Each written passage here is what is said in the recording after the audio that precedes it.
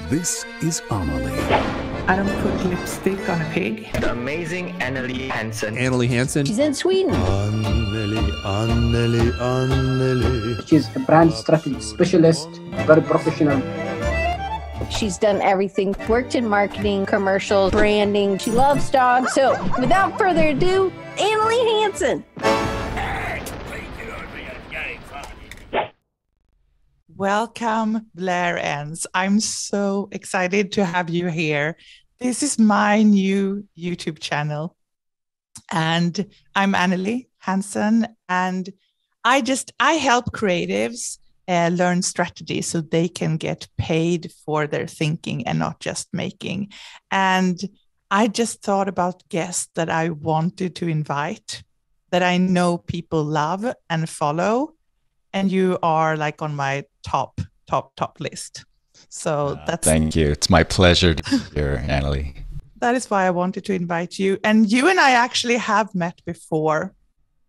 I need to tell that story really, really fast because we have a friend in common, Christo. And we did actually, you and Chris did a lot of rooms on Clubhouse around. It's in a row.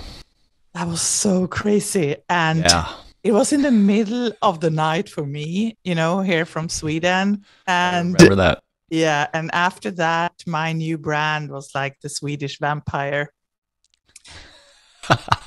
Everyone referred to me as the Swedish vampire. And because I just loved your book. So I felt like I couldn't be there all nights because I was so tired.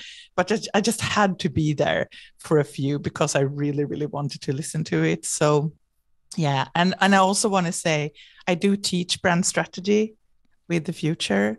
And we have this course that's been a really success in brand strategy fundamentals. And everyone's taking that course knows about you because I refer to you all the time and I recommend them to buy your books.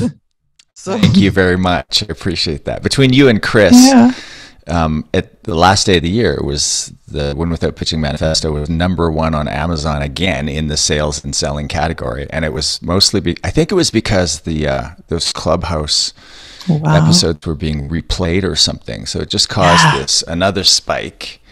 So thank you for Chris. Referring to the book. For me, it's more maybe just, it doesn't maybe do so much for your sales. I think Chris, with his enormous audience, are probably your best marketing department right now.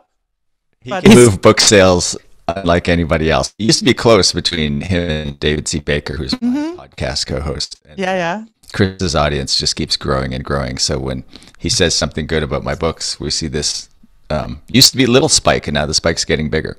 Yeah. Okay. I love that. Okay. So let's get started. I am very, very curious about you first. I want to learn a little bit more about you and also kind of a little bit of your founder story. Like, what's your background? Can you introduce yourself a little bit to the audience so they know who you are, except from just the author of the books? Sure. So I'm the founder of Win Without Pitching. That's a sales training organization for creative professionals. I've written 2 books, Win Without Pitching Manifesto and Pricing Creativity, A Guide to Profit Beyond the Billable Hour. For the last year or more, I've been working on the 3rd book that I won't talk about beyond saying that I'm working on it. Mm-hmm. I grew up professionally in the advertising world.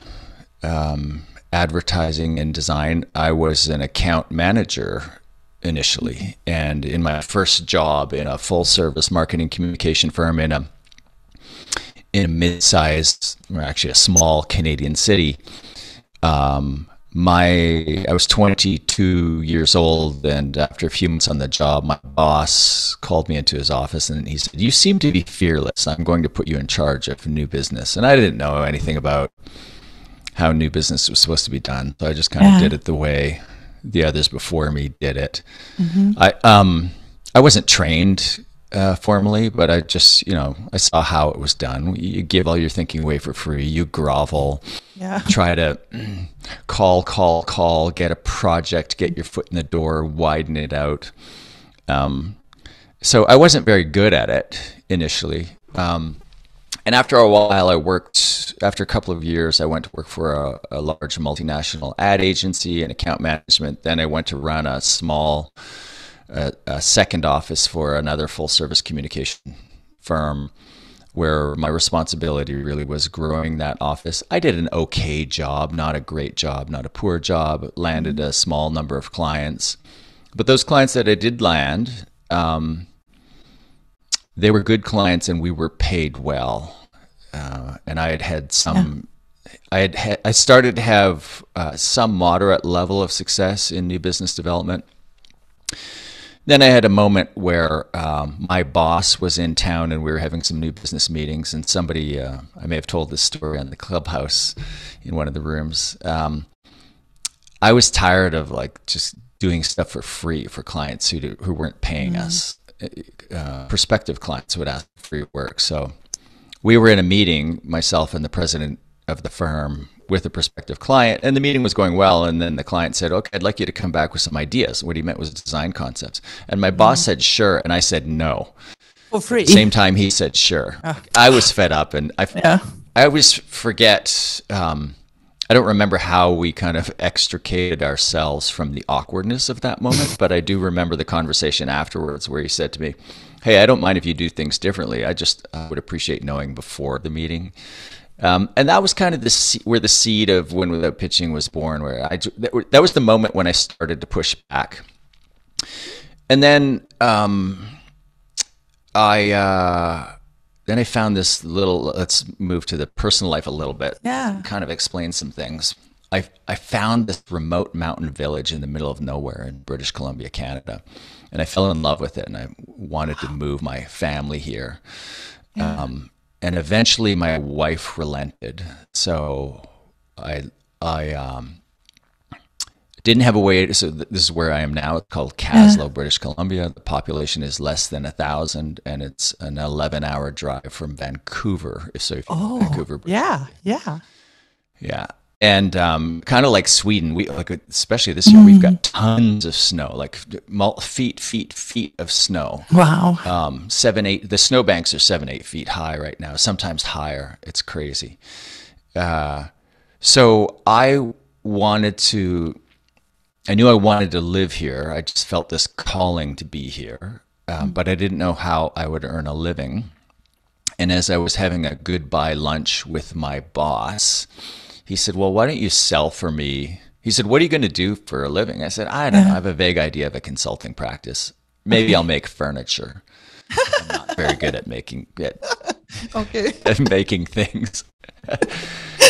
He said, "Well, when you're getting started, why don't you sell for me remotely?" So I came up here. I sold for him remotely for a year while I was writing my first book that I don't usually talk about. Because I say I've written 2 books. I've actually written 3. So the first one was when I decided to launch a consulting practice called Win Without Pitching.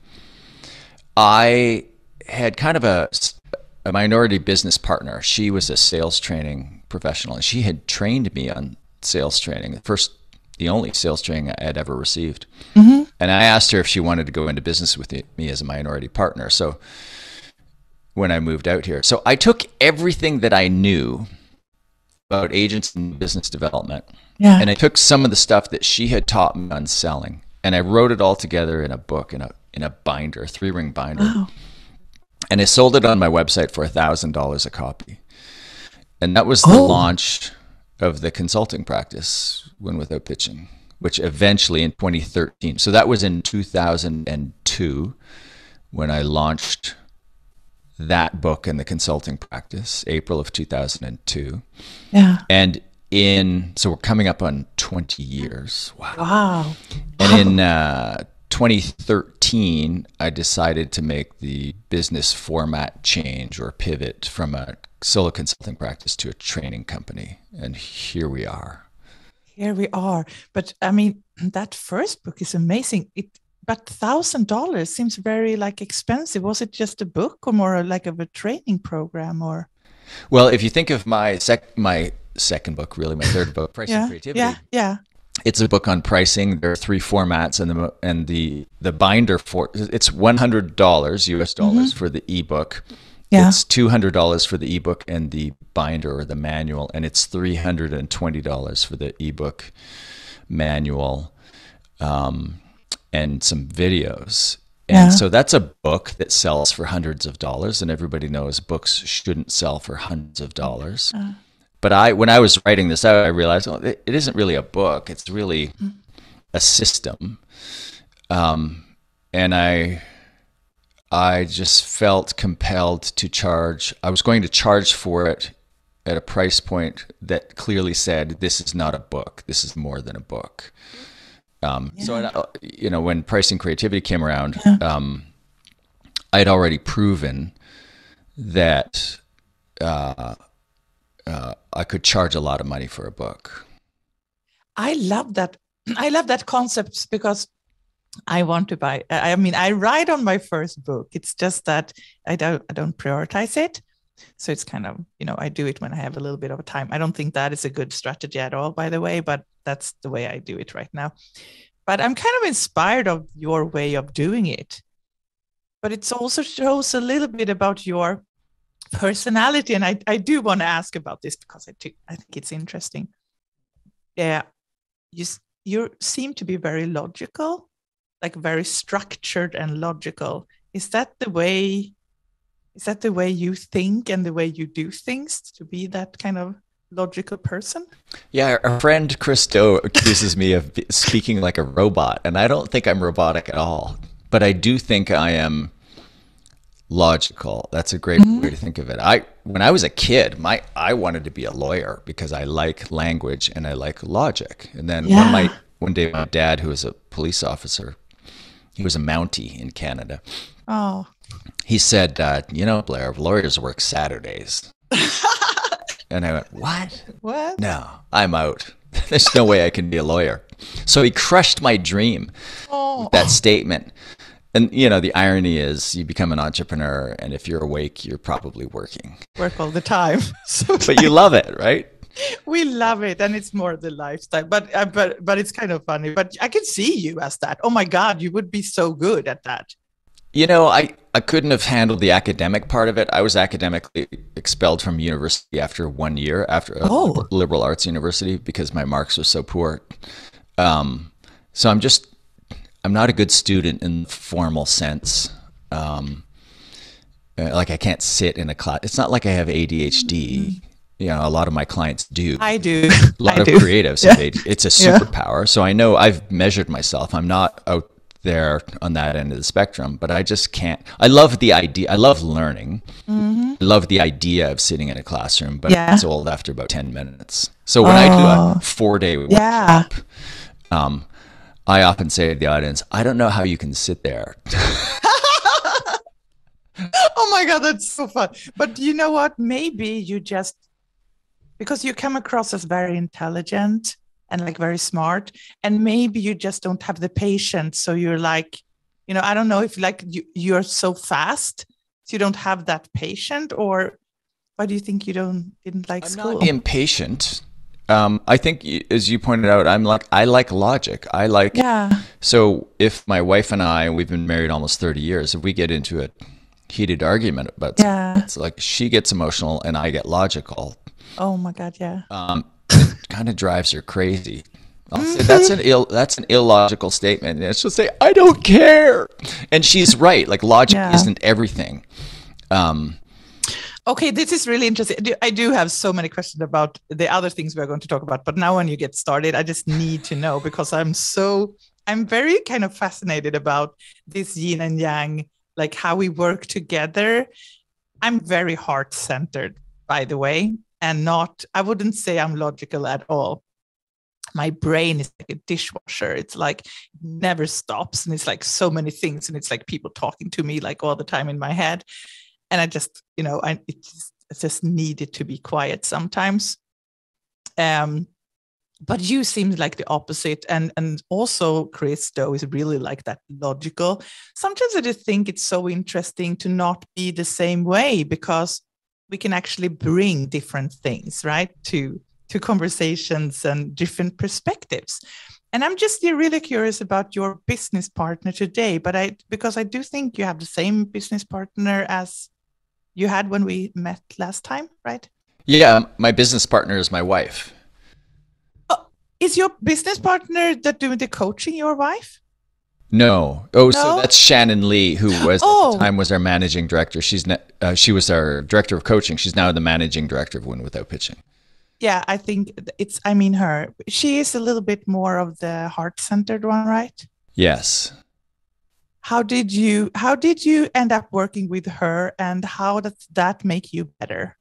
Oh yeah, the combination of the two of us. So we often do public workshops together. I don't do much training myself anymore, but I do the first seat in public workshops. So next week and the week after, or 2 workshop weeks, I'll be in the first seat. And I don't remember if Shannon's in the second seat or if another coach is in the second seat. But that combination of her and me, kind of my logic and her heart, is a really powerful thing. I gave up. So we do training, we do coaching, and I gave up coaching once when I had this coaching cohort, a small cohort, and I was coaching, and Shannon was sitting in on the session, and then I was giving some advice to a client, and then she jumped in and offered some advice that was more heartfelt, was more, hey, I understand what you're going through, like connecting on an emotional level. And when I saw his feedback, and it was a client I'd worked with for years, and I saw how grateful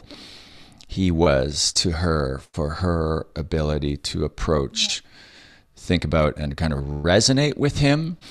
It was so powerful. I realized in that moment I needed to quit coaching. I'm not a good coach. I'm good at spotting the patterns. I'm good at saying, I'm good at like stripping. Yeah, I'm a better consultant, I think, even though we don't really do consulting, but where I can sift through the noise to the important bits, hold them up and say, here, do this. And, so I bring, when I say to a client of ours that, here's what you should do, I know that client has reasons why, because they're in the trenches. They have reasons why they think they can't do it, or it will be really difficult to do. And I don't care about those. It's like, those are your reasons. You need to deal with them. You need to get past them and do the right thing. And my job is to tell you what the right thing to do is. Whereas Shannon will encourage, cajole, whatever is appropriate person to person, and her coaching team are in many ways kind of replicants of her. They are better coaches. So I'm not a good coach that way. I had a client say to me once, I'm a little bit ashamed, but I need to say it because he said it, and I knew it was true. He said, Blair, there's a fine line between coaching and abuse. And he was right. I was really hard on him. But did he invite you to be that? Because sometimes I can actually feel that even if I'm very emotional and more heart-centered, maybe, I need people who are really logical and who really tells me, like, get yourself together and do it. And if I trust that person, I just jump and I do it. I don't question it so much anymore. I do it because I need that. It's difficult for me to have someone who's exactly the same like me. So sometimes I just wonder if, Yeah. Those coaching relationships, they're so intimate, right? Yeah. Or they can be. Yeah. And they're so different. So a good coach has high emotional intelligence and is keenly aware of how the client is feeling, and has almost an innate, or perhaps it's a learned sense of how she needs to show up in this moment. Right? Yeah. And that's always different, where I tend to show up the same way. Same. I mean, I mentioned my father was a police officer, and I like logic. And I'm part of a CEO peer group. We meet monthly. We're meeting tomorrow. And we did this exercise a few months ago as a way of every time we meet, there's another exercise designed to reveal more of yourself to your peers. And we had this exercise where we had to answer the question, if you really knew me, you would know this about me. And my answer to that question was, if you really knew me, you would know that I am a child faking my way through adulthood. What do you mean by that? I just feel like I have never grown up. I feel like I'm a kid who puts on adult clothes and operates in the adult world. And so one of the people in this forum, the person who runs the forum, is a former client of mine. He's known me for years. He said, I'm just so surprised to hear that. You come across as such an authority all the time. And I said, and as we were talking about it, I said, I realize why that is. My father was a police officer. So he's my model for how to be an adult. So I fake adulthood by modeling him. And he was he's still alive. But he's not a police officer anymore, but he's always been this like pillar of authority. Wow. Black and white, not cold, but in the moment, like, no, this is the time to deal with facts. Let's put emotions aside. So I've learned that that's the way I fake being an adult. So. Oh, but I can see that, it's so funny to tell you, because I do see something in you, like a little bit of a Peter Pan thing. And also when I was really sick in COVID this spring, after we met on Clubhouse, I got this book from you. And I was really, really sick in bed, and I got the book, and I got really, really happy. And you had written some, nice message in there. And I was like, oh my God, that's so sweet of him. I often say sweet. And I remember telling a few people in the pro group about that, because I was so genuinely happy. And I think I told Chris too, and I said, like, maybe something like, oh, I got a book from Blair, like, so sweet. Like, that was so sweet of him. Sweet. No, and Chris was like, okay, I do also like Blair. I can say a lot of good things about him, but I don't know if I would use the word sweet. And I'm like, but it's something sweet about him, the way it is something sweet about Chris. It's just that it doesn't always come across, because I do think sometimes that people could even be scared of you. I don't know, because you're kind of like firm and that logical, and that do you feel that sometimes that people get a little bit intimidated by you? I don't, if they do, I don't really pick up on it. Okay. And part of that's probably I probably overplayed that a little bit, like the authority thing. Yeah. When the less I knew, the more stern I would be. It's a protection. Sorry? Like a protection, like more. Yeah, wanting possibly. To. Yeah, and then part of it's just like, this is my model for adulthood. Is I'm the authority figure here. We're going to figure out what to do. Let's put emotions aside. I actually think of myself as a deeply romantic person. I have some very romantic ideals. I love to make decisions based on emotions. You do? Certain times. There are times when, like, on principle and emotions, and I just I know this is illogical, but I'm going to embrace it anyway. There's absolutely that side of me. And if you listen to my podcast, I have a very close relationship with my podcast Baker. David Baker is one of my closest friends. Mm-hmm. So I think my childishness and childlike side really comes out with him, because we have quite a playful relationship, even though the topics are often we can get quite serious. I love your podcast. Often when I listen to it, because I love when you laugh so much in it, both of you. And so often when I listen to it, I go out with my dog. So I have like you in my ears listening. And when you both laugh, I start to laugh out really loud, me too. And people are like looking at me. That happens almost every day. I really like it. And I listen to every episode of it. I was also really happy when I heard David talk about his depression and everything. I thought that was so brave, because I actually did a post yesterday about the perfection monster and how damn difficult it is sometimes when, people think you have everything figured out. But the pressure, and I feel the more and more I be in public and I see more and more people follow me and they have expectations, or at least I think in my own head that perfection monster almost like getting worse and worse because it's so much expectations, like, what people expect on you. So I love when people open up a little bit and just talk about things that are not so perfect, because I think we're just humans, everyone have their own struggles. Just nice to hear a little bit. I'm glad you laugh out loud when you listen to the podcast, because I do too. I'll be listening to a podcast and I'll start laughing, and my family and my house will know that I'm listening to my own podcast. So I love that. I think it's wonderful. Okay, so let's go into my audience, people who go to my course and to everything.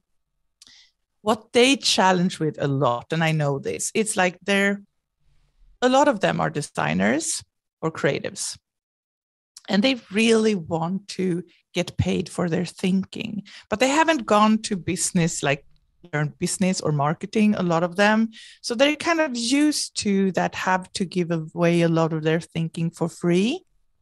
That's just, it had been working. And I just try to help them in a way like, okay, I don't want you to give away your highest value, product you have. I want you to start charging. There's so many people out there who say, they're so easy, there's so many ideas out there, just charge for your implementation or for your execution. And I just think that's totally the wrong way of doing it. So can you give them a little bit of like, why is it important from a client perspective? How would a client perceive someone who actually charge for their thinking instead of how they perceive someone who's just a maker?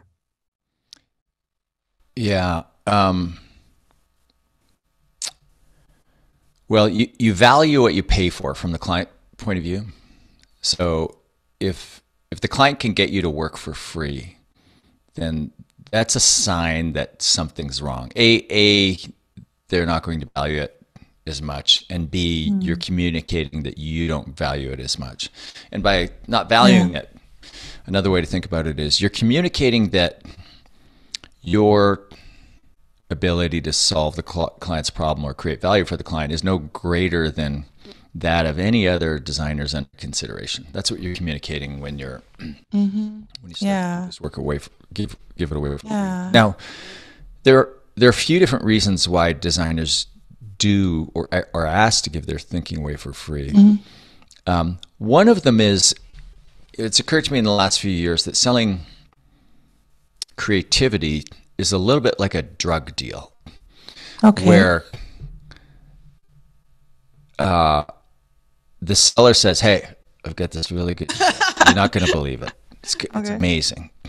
And the buyer says, well, how good? Like, I'm excited, but I'm also nervous. Like, what am I in for? So it's like, I'd like to try it before I buy it.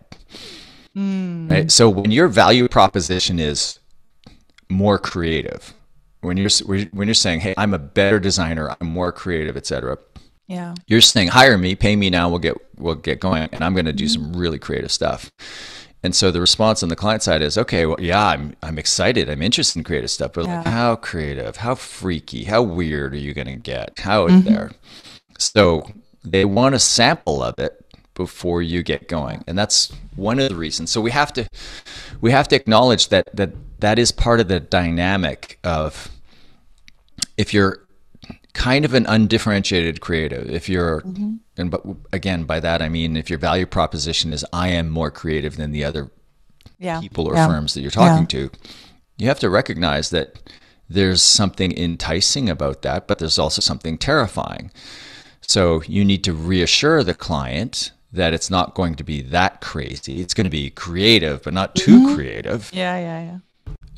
So what we do is we start to do the work for free as a means of kind of proving that everything's going to be okay. So we cross that line that separates proving our ability to solve the problem or create value from actually solving the problem or creating value. Now, there are other ways to do that.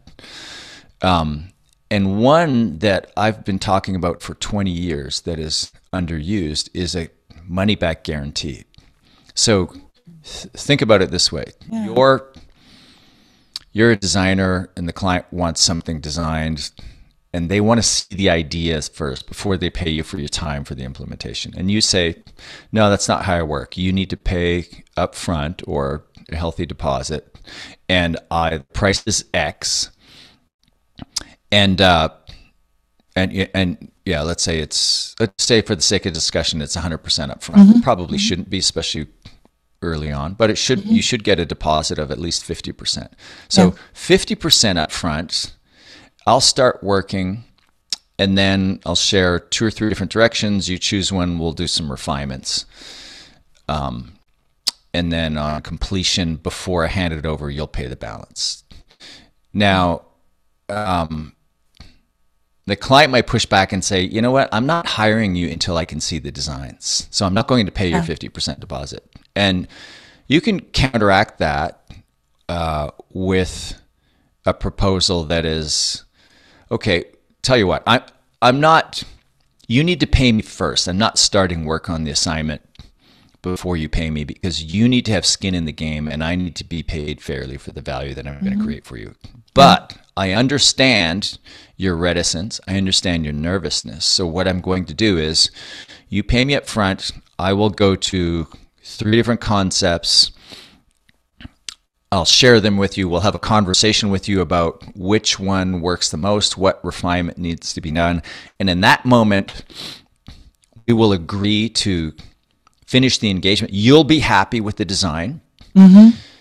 And we'll pick one and refine it, and you can have that one and pay me the balance. Or you will have realized that I am your worst nightmare, that I don't know what I'm doing, that none of these designs work for you, and it doesn't matter how much feedback you give me, this has been a mistake. And it's completely your call. And if you make that call, if you decide this has been a mistake, then I will give you that 50% deposit back. We will part company. I keep the work. You don't get it because you haven't paid for it. You wouldn't want it anyway because you're firing me for incompetence. And then you can go hire someone else. So the only investment the client loses in this situation is the time that it takes. So it's an investment of time. And when I suggest to people that they should offer a money-back guarantee, many are horrified at the idea of giving money back. But when you think about it, you're in no worse a position. In fact, you're in a far better position than you would be if you had done the work for free and hoped to get paid. So get the client to pay you first, however you're charging, whatever your terms are. Get the client to pay you. And if they're reticent to do that because they're nervous about, what's the design going to look like, offer them basically an unrestricted money-back guarantee. I love that. Not so many people talk about that. I'm so glad that you brought that up because I think it's great. Yeah, so the reason people don't like it is because of loss aversion bias. Once the money is yours, we value losing something about twice as much as we value gaining something. So they think, okay, well, I'm not going to give my money back. I've been paid. That's now my money. I own it. I'm not going to give that back.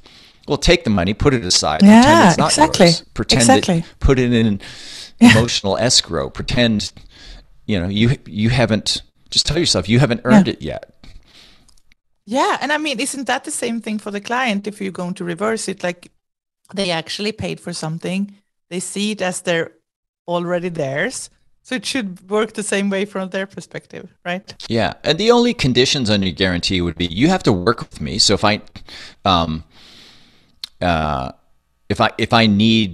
part of your process is, as a designer, is to sit down with that person and debrief, or whatever your working process is, they have to agree to it. And they have to provide access. You as a designer have to be able, if I need to call you, we need to be able to jump on the phone or have a Zoom call. Yeah. So, I love that. I think it's great. I also talk a lot about specializing like you do, and be very clear about the positioning. I do think that a lot of people do have problem because they're not well known before they even go into the sales process. So if people actually know who they are, it could help a lot. But I would love to hear because it's something new that people start talking about a little bit that I want your perspective on. This kind of expression of a hybrid offer, or position yourself as a hybrid. Have you heard that? no, hybrid of what? Yeah, I do wonder the same. It's instead of, because I do see myself as, I position myself as a brand strategist, but if I look at my skills, I would say that is a hybrid of business development, branding, marketing strategy, and design thinking. So I have all those, in my background. So, but they I'm a hybrid between, branding or business development, but instead of like choosing their, focus, they call themselves a hybrid to show that they know two different things and they combine them. So the intersection is their positioning, if you know what I mean.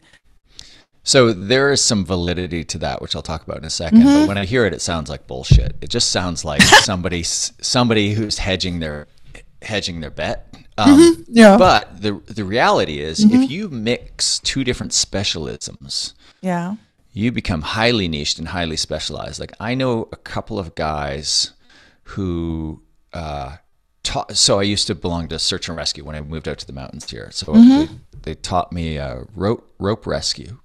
Wow. And they had a rope rescue training company. And one was also an electrician by day. The other one became an electrician. And so now they do these high angle, they do electrical work on massive structures while hanging from ropes. Wow. So instead of scaffolding. So that is two specialized skills that combined together create a very niche but very lucrative offering. Another one is underwater welding. So on my LinkedIn profile, I claim to have a master's degree in underwater welding, and it's just a joke. I think it's fun. Yeah. And so, but I've always, ever since I was a kid, I was fascinated with that job. The idea that you're a diver and a welder, because when I heard about it when I was a kid, it was the highest hourly wage job according to the Guinness Book of Records. Yeah. I think, because they're two highly specialized skills that you marry together, and that combination becomes powerful. So that's what you mean by hybrid. Yeah. I do. Yeah, I do. I think it's a great example, but I do think what I can see, or when I see them talk about it, I actually don't think they're finding a new niche. Because if you do that, I can totally agree about it. But if you don't find your new niche or focus, you just kind of say that you're a hybrid because you have two different skill set. That's a little bit more bullshit for me, but I don't know. Yeah, it's like saying we do branding for financial services and higher education. Well, what do those two things have in common? Yeah. What they have in common is we have clients in those space. So you see that a lot. And then people will say, we do branding for 3 or 4 different things. In fact, if you do branding, you should just do branding. Branding for X, branding for a vertical, there are some exceptions to this, but it doesn't usually make sense. If you're a generalist designer and you decide you're going to focus your discipline to branding, which isn't a really narrow focus, it's still because branding means different things to different people. It's a big suitcase where the people cram a lot of meaning into. And you decide you're going to narrow your target market to financial services institutions. So you do branding for financial services institutions. Well, what is it about branding for financial services institutions that you would know that other branding firms would not know? Like, what is it about, not branding so much, but the financial services sector that is so different that you couldn't just hire, like Deutsche Bank couldn't just hire Landor or somewhere, anybody. Yeah. Right? There are very few vertical markets like that where you require specialized expertise to do branding. Now, so in North America, I'm in Canada. Let's talk about in the US, healthcare is a $4 trillion a year market. So, and most of that's in the hospital business. So there are a lot of firms that specialize in healthcare. What they mean is they work with hospital systems. So I often see generalist firms try on a positioning of branding for healthcare. Oh, okay. And I push back and I say, no, that's not like, so if you're going to narrow to healthcare, you have to look at that healthcare market and ask yourself, well, in addition to branding, like what other specific marketing or communication challenges do they have that could be solved by my design skills and maybe some new adjacent skills that I might add in the future? And so you think of things like, okay, well, recruiting physicians is important. Launching new service lines is important. You start to identify these highly specialized needs within the area. So I often see branding for X as a first step towards a meaningful positioning, but it's not a meaningful positioning. Yeah. How narrow can a niche become? Like, do you meet people who actually have a niche that is like too narrow so it doesn't work? Many years ago now, I worked with a firm who were working on positioning. At some point we were done the work, and then the owner came back to me and said, okay, I've niched down even further. We are the leading point of purchase advertising firm for the furniture industry. And I went, so you do hang tags for chairs? Yeah, no, too narrow. So how narrow is too narrow? You know, it's relative to the size of the market and the number of competitors. So there's no short answer to that question. David Baker would say you should have, he's got some number, I don't know where he got it. It's like 3,000 to 5,000 prospective clients. I don't know the basis for that advice. It seems to me that that's not necessary. You know, there are some marketing firms, I'll try to think of some examples as I say this. There are some firms that are so highly specialized that they basically focus on rare things and they get most of the clients in that space, but that's unusual. So I don't know what the answer to the question is. So I'm always preaching, go narrow, go narrow, go narrow. But the goal is not to be as narrow as possible. It's to be as broad as practical, which for creative firms typically means narrowing your focus. You really want as broad a focus that you can get away with. But as you broaden out, you become less different to that audience. Exactly. But what do you think about starting small? Because if you look at a lot of the really successful ones actually started really small, like Patagonia and others, and then like broader after a while. Is that something like a strategy you? Well, let's back up. Let's back up to the beginning of a designer's career. Don't specialize immediately. Go get the beginning of your career needs to be broad. It needs to be filled with failure, and you need to try multiple things. So ideally you go get that experience on somebody else paying for it by working through jobs. But you don't have to, you can do it yourself, and you can start out just being a full service designer. You'll get the smaller, cheaper clients, but that's okay because in the early days you're getting experience, and then you start looking for the niches. And then once you see some white space, a lucrative opportunity, a niche that's being underserved, then try going all in on that niche. And so I think one of the best basic business books out there is 0 to 1 by Peter Thiel. And he says, dominate a niche and then look at broadening out from there. Then you can either add to your service offering within that niche, or you can expand the size of your market circle to adjacent niches, right? But dominate a niche first. Okay, I love that. And I also know that from your book, you said, I think it's from the Win Without Pitching manifesto, you say that the positioning should be a little bit like an aspired place. So it's not like where you are today, it's what you aspire to be. Like, how aspired can it be? Because some people are like dreamers as well. You know, they're like, their aspired place is very far away. Like, how would you think about that? Yeah, so your position can, maybe even should be a little bit aspirational. So I think of this metaphor of planting a flag, like a sovereign country going to a new territory and planting a flag and claiming this flag. We could claim this island for Sweden.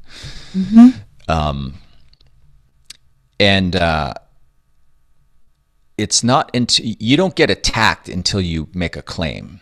So generalists never get attacked, right? So if you say, we're going to put our flag in the ground for this discipline, for this market, and we're going to claim to be experts, or maybe in the early days, you don't even say we're experts. You say we're solely focused on, and the implication is, therefore, you're an expert. Then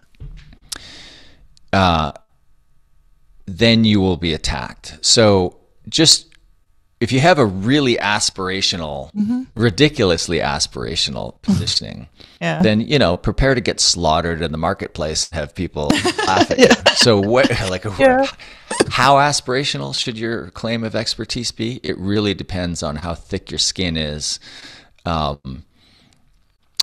the, like, you will, I'm going to mix metaphors here, and I think I talked about this in the manifesto. So that you plant flag in the ground. Another way to think about it is, it's a race. It's not until you plant that flag, this is me mixing metaphors in a horrible way. It's like, now the race has begun. And because you've made the claim, now people are after you. So you've got to run, and you've got to stay ahead of people. So I think making an aspirational claim, and my personality works that way. It's like, I'll make a somewhat aspirational claim, and then now I've got to back it up, and the pressure is on to back it up.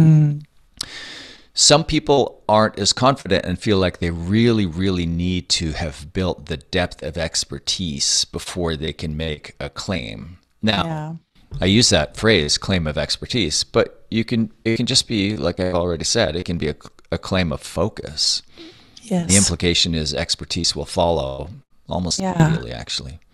Okay, this is great. I want to bridge it over to another thing that I want to hear your perspective on.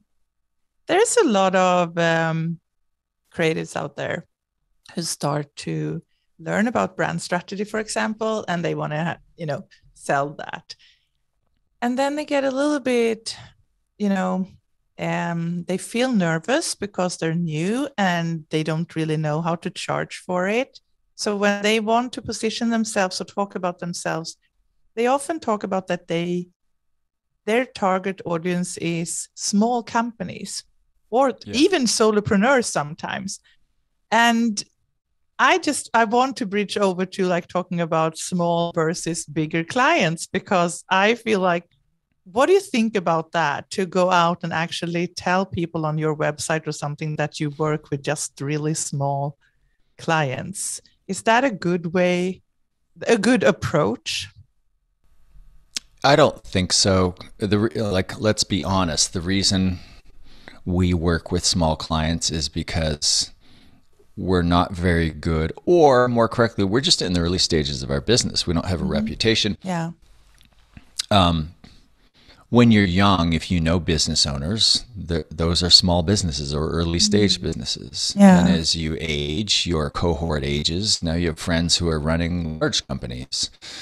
But in the early days, the reason you're doing business with a small business is because they have less money, and they can't afford to hire the more desirable designers. That's okay in the early days. That's how you get your experience. That's how you build your portfolio. That's how you learn these business lessons. But the size of your clients should grow over time. So I would not hang my hat on that hook of of we work with small businesses. Now, family-owned businesses have unique dynamics. There's some positioning there around how to navigate the dynamics. There are the ways you can say small businesses. But usually, like you, Annalie, when I hear somebody say, "Oh, we focus on small businesses," it just means we're a young firm. We're still growing our talent, and we're not charging nearly enough. And that's okay, but it's a stage you want to move past. So don't get stuck there by saying to the world, we work with small businesses. Yeah. And I also feel I do think sometimes it's a lot about confidence. Like when you say it, it's almost like, you know that you can handle it. So that's why you say it. Also a little bit, maybe you want to help people in the same situation as yourself. I just try to challenge people sometimes that you also want to learn more and you want to challenge yourself as a strategist, or a designer. And if you just work with really people who just starting out, that is often not so challenging. Well, entrepreneurs is a better word than small business. Yeah. And work, it's probably what I love most about my business is getting to work with entrepreneurs. Yeah. And we don't work with, we've done a little bit of work from time to time. But generally, we don't work with companies where ownership is separated from management. So an agency that's owned by a holding company, it's like they can't make decisions. No. I'm not really impacting this person's life outside of work. Yeah. They're the worst clients. They don't pay for training, etc. So Yeah. there are, like, I love the idea of shaping a business where you work with entrepreneurs. So if you're saying to the listener, if you're making a claim of we work with small businesses, just change it to entrepreneurs. And, it doesn't, and I'm not saying larger clients is better, like I've just outlined in our business. There's a size of client where it's just like, this isn't good. This isn't good for us. We're not creating value here. And it's the same for agencies. I had a client in, or maybe it was just an agency owner I was talking to in Ireland, and they had a car company client, and it was a smaller, more creative car company. Yeah. And what this business owner said is, I'd really want that car company, bigger, more famous. And I said, yeah, but do you want to work with that company's procurement department? Like there becomes a size where they become difficult to deal with, etc. So, and David Baker and I did a podcast episode. I listened to that. Yeah, I did listen to that. I love it. Yeah. Something about big client, small client. And so I was making the point that, there's a just right size client, and it's not the biggest and it's not the smallest. I mean, sometimes it's the biggest for some companies, but for most independent creative firms, the biggest clients are not the best clients. I totally agree with you. And I would love to talk about that a little bit, because I see it all the time. And people even ask me, like, can you just show the logos of people you've been working with? And honestly, when I was on the client side, I saw our logo everywhere. And I'm like, did we really work with that agency? Like, everyone uses our logo. And I think you had an example of Microsoft in that podcast, like everyone works with Microsoft. And it's kind of ridiculous when you've been in the industry for a while. Like, we know that it's like, what, and for me, it's also like, I have this big, like I work with Volvo, I work with Levi's, Coca-Cola, a lot of like big ones. But when I think about it, I'm like, but that smaller client I had when I really worked with for like 3-4 years with the CEO, I have done everything with them, brand strategy, brand identity, like their whole positioning, everything. I really made a big difference in their business. When I worked with Coca-Cola, and they're like, doesn't understand that we don't want to drink Coca-Cola on Christmas here in Sweden. And I was a PR agency, and I just tried to change people's perception about Coca-Cola.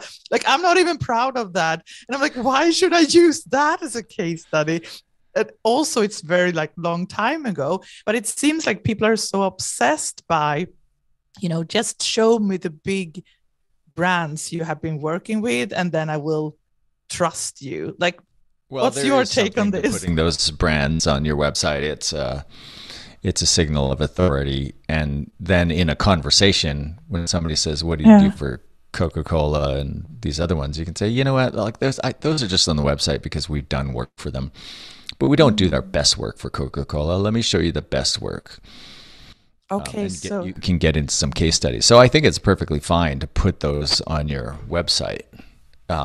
Maybe I should do that then. Don't try to tell a story that isn't there about what we did for the brands. Oh, I just feel like I don't even tell. Oh, I don't even show because I think it's really ridiculous. But now I realize that I'm not in Sweden anymore either. And people in the US seem to be a little bit more impressed by things like that. So maybe I just need to get it up there too. But actually, I also ask because I hear a lot of my students, they talk about this because like how can I actually, is it really good to work with bigger clients? And, my experience of both being on the client side on a bigger company, but working with them is like you said, it's really fun, but you are not able to do the highest level strategy job so often. You need to know that you will probably do kind of a small job.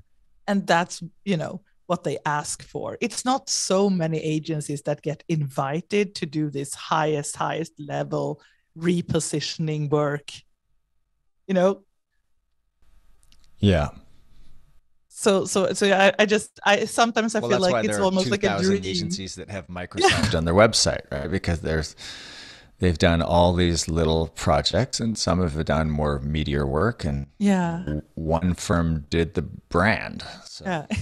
Exactly. But you know what? I do want to talk about one more thing that is so important for people to hear. And I wonder if you still have the same point of view on this.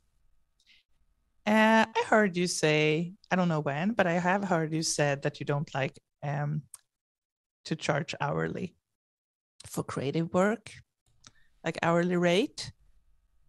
Is that still your position?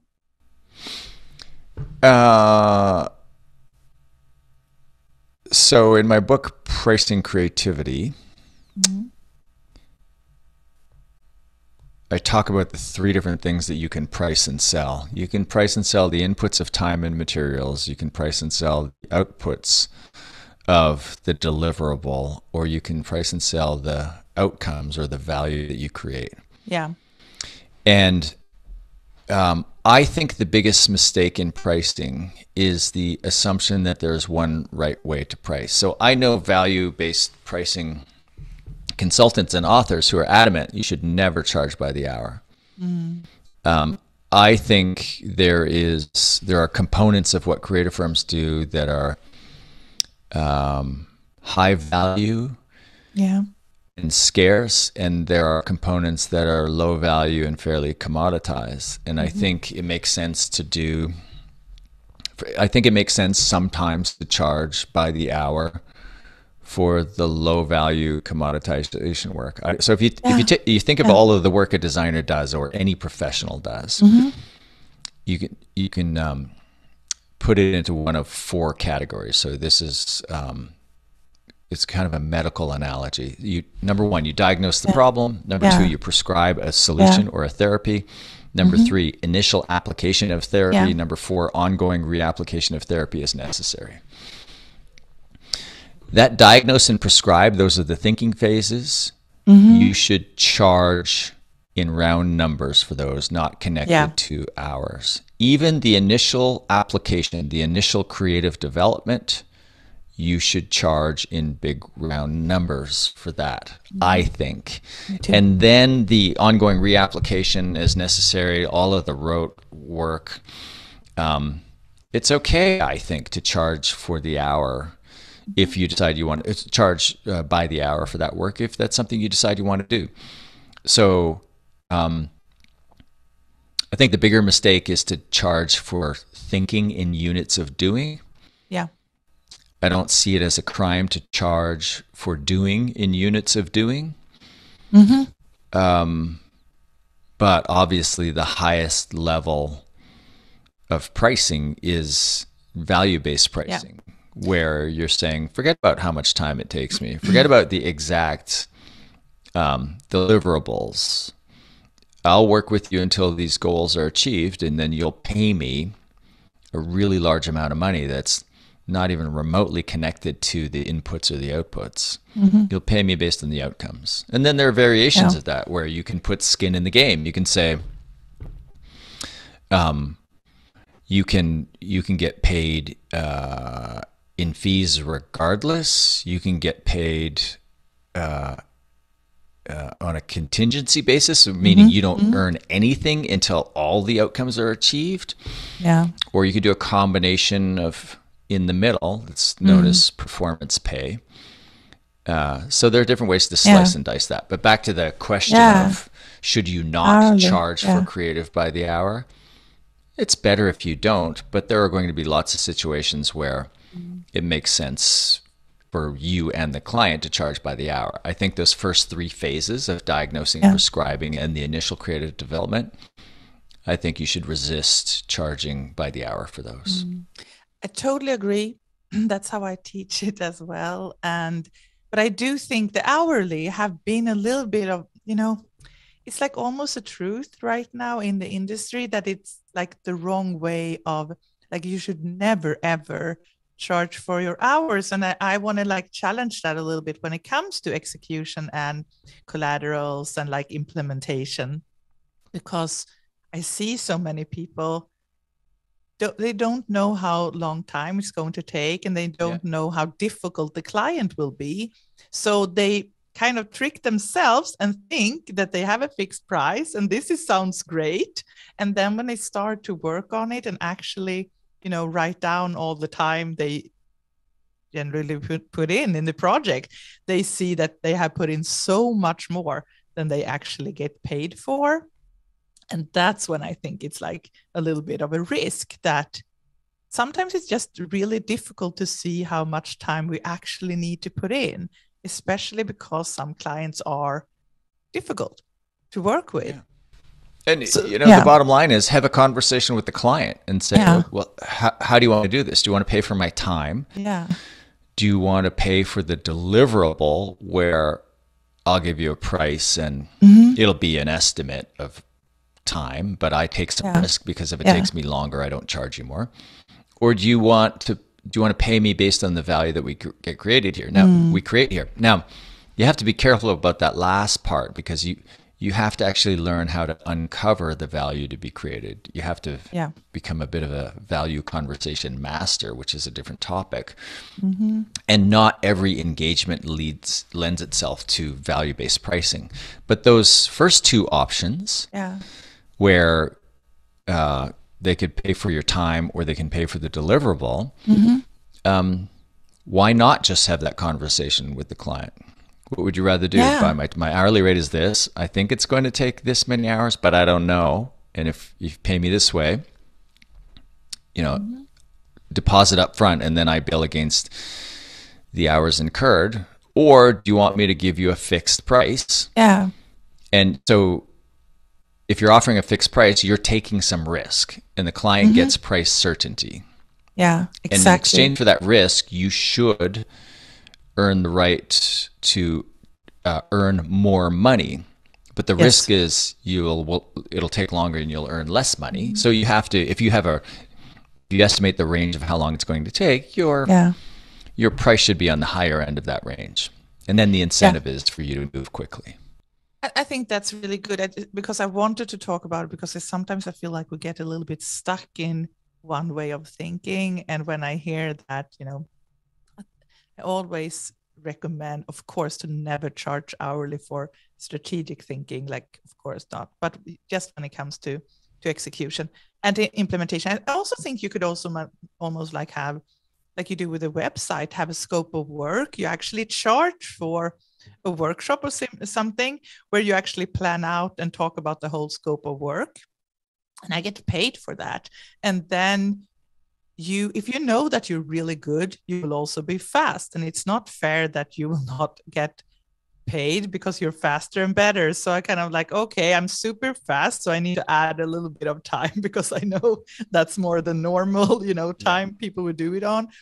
and then have that maybe scope of work that you have kind of communication with the client. So it's open for, if they need more, add something or do something else, you can actually start charging more hourly after. But that's a little bit way of not putting yourself in a situation where you do so much work. I can almost see that in every person I work with, that they think they charged the right way because they have a fixed price and not hourly.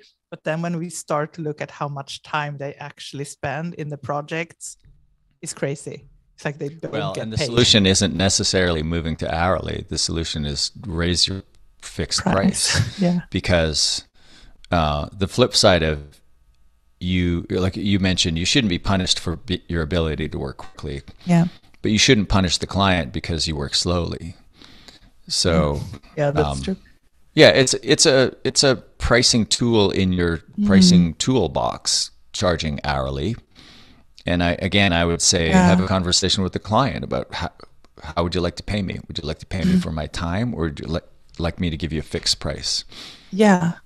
Okay, that's really interesting. And when people start out offering some brand strategy, for example, and they haven't done that before, when we'd like combine everything we talked about now, from like positioning, the way you approach the client, the way you price, what is the most important steps to take? Because I think they need to go out there and position themselves a little bit different and start pricing maybe a little bit different. Do you have like a recommendation for people who go like from creatives, makers into more strategic thinkers? Around how they position that themselves? Yeah, and also how they maybe change their pricing while they're doing it. Yeah, so often somebody comes to you and they want a brand redesign, and you want to sell brand strategy. You need to recognize that the strategy is kind of the how. It's like the thinking that precedes and wraps the doing. So we want to be seen as brand strategists, but don't lose sight of the fact that at the end of the day in the engagement, the client wants something designed. They don't just want strategy. And then you get into this other world where sometimes you'll just be hired for strategy and then get separated from the design. It begs the question, should you get out of the design business? Usually the answer to that is no, but it differs from person to person.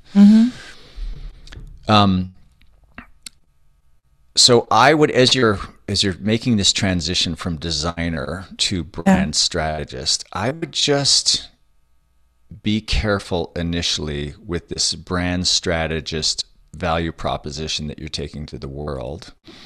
And simply, somebody comes to you because they want a new identity designed, as an example. You explain to them how you work, and you keep it in the language that they're looking for, which is they need a new identity. And it would be, okay, well, here's how we begin the engagement. We gather this information so that we can make these recommendations, diagnosing and prescribing. And then once we agree on the strategy part, then we'll develop some initial creative concepts, etc. So when you start to roll this out, transition to more of a strategist, don't lose sight of the fact that you're still a designer and the client is hiring you to design a logo in this case. Keep the language, especially the language of what it is that the client is buying, in line with their language, and don't drag them off into this thing where you're paying a whole bunch for strategy. Don't put a separate price on the strategy. My suggestion is you take whatever you want to charge for diagnosing and prescribing, which together, I put those together, I refer to as strategy, and the initial creative concepts, the initial creative development before it's applied to anything specifically, and you put one price on that, and don't delineate, this is for strategy, this is for design. Just say, to get to the initial creative concept before application, it's this much money. So some clients are willing to pay a lot for design, but as soon as you say to them, well, it's 5,000 for the strategy and then 5,000 for the design, or whatever your numbers are. Yeah. Don't read anything into those numbers. Yeah.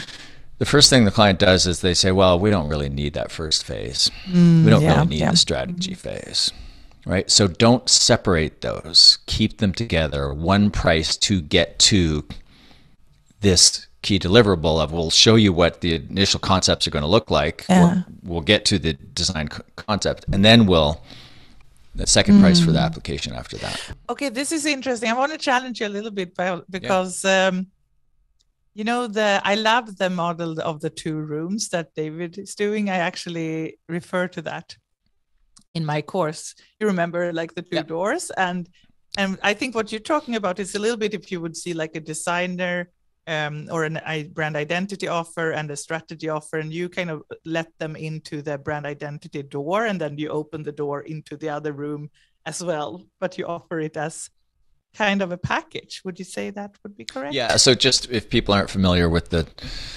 David's metaphor, in his book, The Business of Expertise, he has this diagram that's 2 rooms that are connected, and it represents your firm. And the small room is the strategy room, and the large room is the implementation room. And those 2 rooms are connected by a door, so you can go from room to room.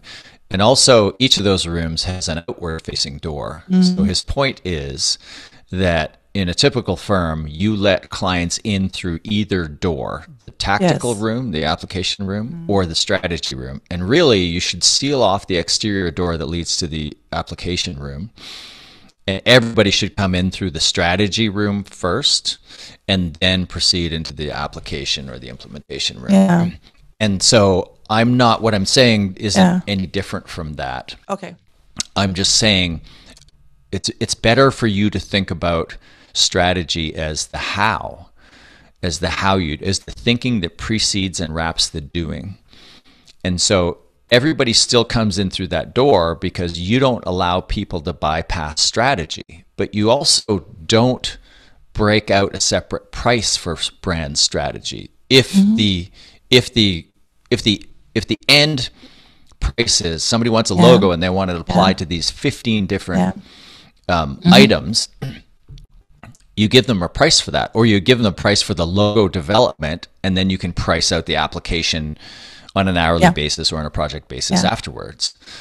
But as soon as you start to break out strategy, and even more, I've seen people break out diagnostics, strategy, which is a plan, and then design, and you've got 3 different items. You're inviting the client to pick that apart. So just take those 3 numbers, put them together, roll them up into one, and say, yeah, we do this work. Here's how we do it. So you're kind of rolling out the map of the strategy journey that you're going to take them on. Here's how we do it. Here's how we begin.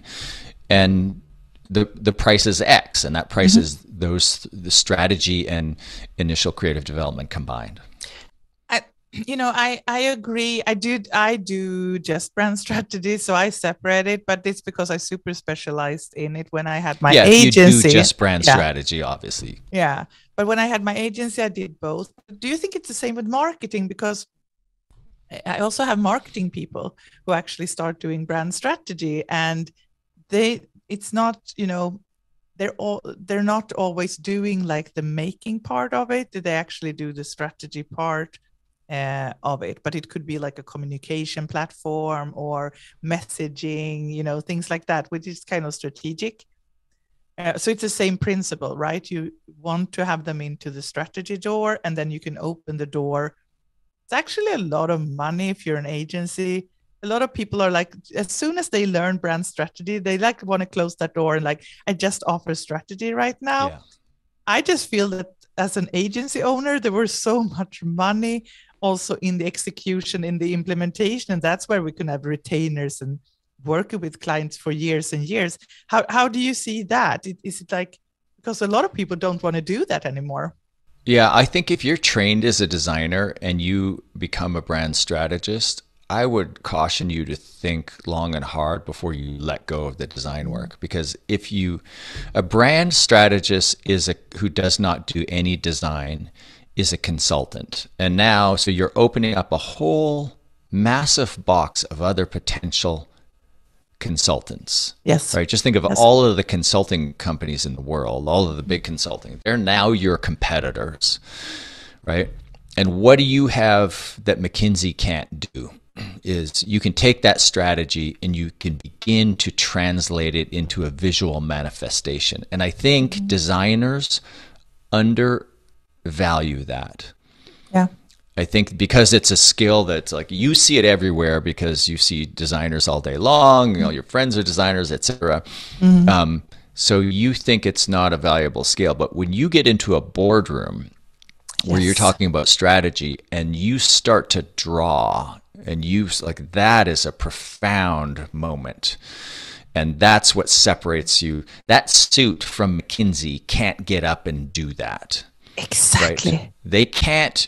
It's like they can't bridge the gap between the thinking and the doing. So if you have, like, if I were a brand strategist, I'm not a designer. I don't have design skills, so I would have to stay at this kind of cerebral end, and I would be competing with consultants, and I would wear a suit to work, etc. But if I were a designer first,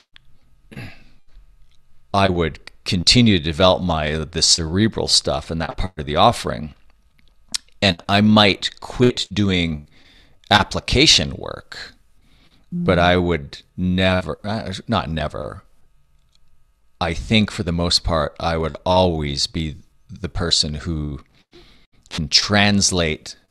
Like, do you want to be the person who shows up and says, here's your report?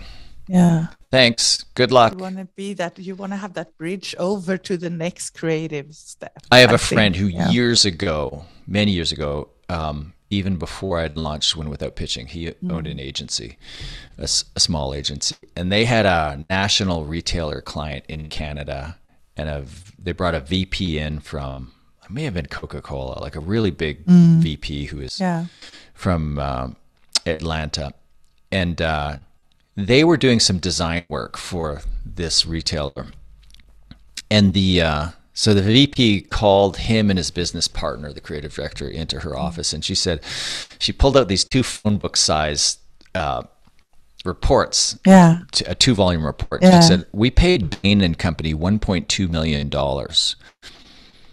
to write these reports, and it was reports on. It was on the it was basically the net takeaway was they're missing the buyers were not buying. There was this disconnection between who was shopping in the stores and who the buyers were buying for. And so what this VP said is, like, I paid $1.2 million for these reports. If I pay you $50,000, will you read them and tell me what to do? And that moment, that's 25 years ago, and that's just stuck with me forever. And so what they did is they read the reports, and they came in with 4 feet by 8 feet sheets of foam core with some images and pictures of customers and just distilled it all down to, well, here's what the report says, here's what the problem is, here's what we should do. And the woman was elated. Elated. So do you want to be that person who's generating the phone book reports? Or do you want to be the firm that gets paid far less money to be able to translate it into action, into images and action? The answer is you want to be both. You want to be, if your background is a creative or a designer, think long and hard before you let go of that. Even if you feel like you have this creative soul or like creative heart, because even if I have a marketing strategy background, I'm also a design strategist. And I have always hired people to do what I can't do in the next step, because I've seen, and I met a lot of these like big international management. I don't want to work for firms like that, and I don't want to compete with them either. But they, at least here in Stockholm, which is kind of interesting, they started actually to hire and to create design departments and to buy them. So I can see that merge between them, and I don't know if it really works, but I talked to a few of them, and they're like, we're more afraid of people like you, and I'm like, what? but because you're so fast, just us starting up a meeting, we need to be like 5-10 people. It's like 500K, people can't afford it. It takes too long. It's like complicated, small fluid agencies with really, really good people in it who can do both strategy and actually design, and to make sure that it actually becomes something from it is like, that's our biggest competitors. But clients might not realize it, but but if you realize it, you have a really big market. Yeah. And they're different thinking styles too. They're convergent thinking model in a consulting company versus a divergent, where like, let's converge on the solution. Okay, here's the solution for everybody suffering from this. That's how consulting companies tend to work. Whereas a creative firm is like all this divergent thinking. What about this? What about this? Let's think about it this way. Where every problem is unique and different. So you want to embrace that, and I think part of embracing that is the ability to translate recommendations to individuals. I think a massively underserved market for creative firms, where I'm surprised more designers don't do this, is in the visualization of corporate strategy. So you take people who, I forget what they call that skill, but like I've done many speeches where there will be an illustrator who's drawing what I'm saying during a speech. Like graphic recording, I think it's called. And so that's a skill that's worth 150 euros an hour or whatever it is. I don't know. My friend charged like 10K for one day doing that. Wow. Okay. So that's fantastic. Now, if you take that same skill and you take the corporate strategy that's usually in a PowerPoint deck, and you read that deck and go, oh, here are the key takeaways. And then you create an infographic about it that the corporation can use to deliver the strategy in one slide, in one poster. That's a 50,000 euro value, right? So I've seen that market for 20 years, and I've kind of cajoled some designers to go after it. And with one exception, nobody's really ever gone after it. Okay, Blair, this is so how much, just to take it back to the start, I understand why you don't want to be a coach. Because if you give such a brilliant advice like that, just go out and freaking do it. Like if people don't listen and they don't do it, I understand why, if you don't want to be a coach. It's a good place to end. I might do it myself, actually. I think it's a massive market where you create so much value. Me too. Okay. Thank you so much. And it's been amazing, but we've been here for a while now, and I want to respect your time. This was really fun meeting you. And I wanted to hear so much more about your emotional, like how you make decisions emotional, but maybe we can have that conversation another day. If you would live one other place in the world, because it sounds amazing where you live right now, where would you live? So I play that game a lot. Like I haven't traveled it really in 2 years, but previous to that, I traveled a lot. And everywhere I go in the world, I ask myself, could I live here? And there's only 2 cities in the world where I've answered, I could live here.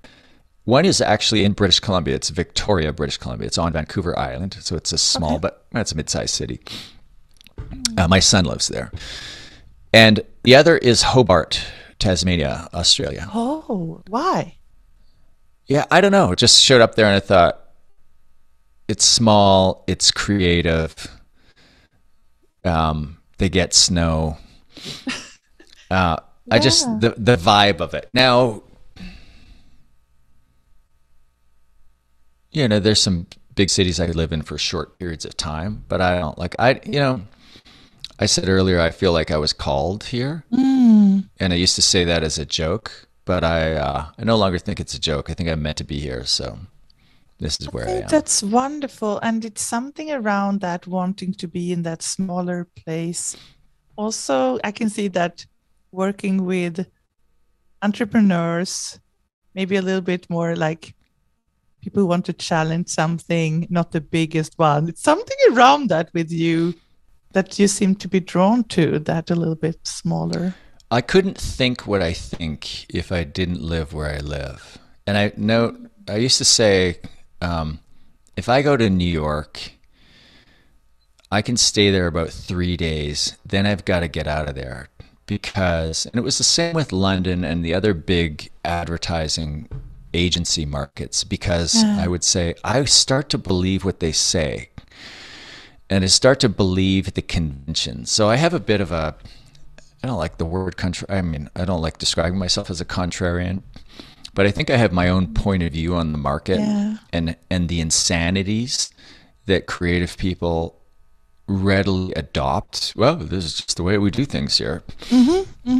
And I think if I lived in one of the big centers like New York, London, even Toronto or Sydney, Chicago, I can just feel it. I can feel myself starting to question when I'm surrounded by a whole bunch of agencies, like New York ad agencies.